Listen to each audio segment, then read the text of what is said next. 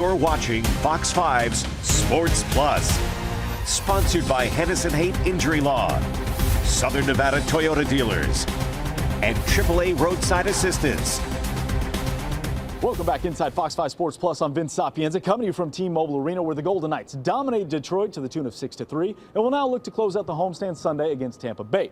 But from the ice, we pivot to the ring, where WrestleMania, less than a month away. A lot of professional wrestling talk going on around town, but this weekend for very different reasons, as the community is rallying around one Las Vegas local in Chris Bay, who just months ago was left paralyzed, but now he's on the comeback tour, and he's dubbing it the greatest story ever told. And it's a story you only see right here on Fox 5.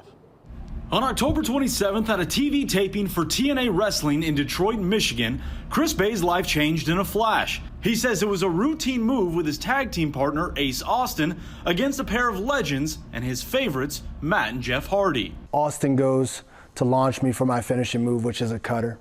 We miss each other by an inch, and we kind of just crash into each other, one landing on top of the other a little bit, and my neck twisted and folded and just snapped, and I snapped my neck.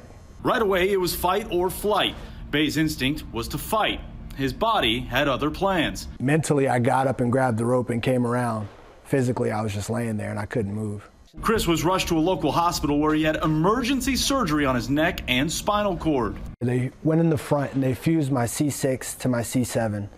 And then they went in the back and fused my C6 to my T1 because I also damaged my spinal cord. Doctors told Chris to rethink his career and expect to live a different life.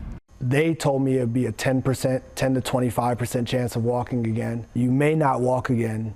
You may not resume what you thought life was before for you. It's going to be different from then, and you're most likely not going to wrestle again. Chris beat those odds on his birthday, February 13th. He took to X and showed the world he is on the long road to recovery.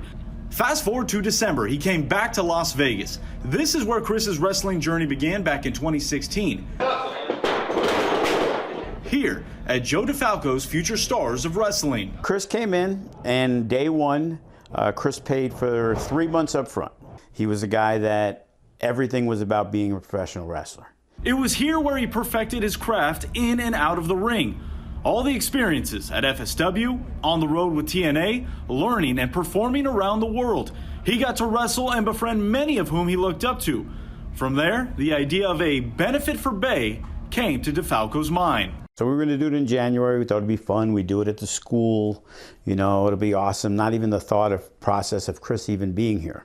But as word got out, the show became bigger. Wrestlers from across the industry all wanting to be there and support. And I'm billing it that way because it is. It's the biggest independent wrestling show in a very, very, very long time. Not only for this year. Chris will be there in the middle of the ring.